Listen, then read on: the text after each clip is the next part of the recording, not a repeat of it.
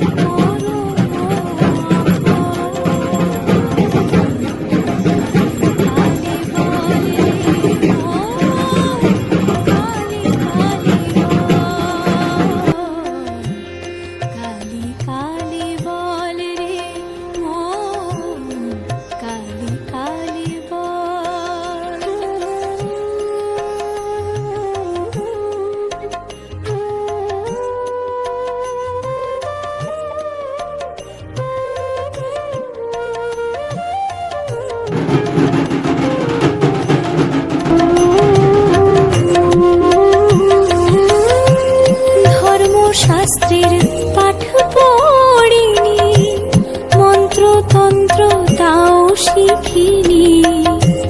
ধর্মশাস্ত্রের পাঠ পড়িনি, মন্ত্রতন্ত্র তাও শিখিনি। তবু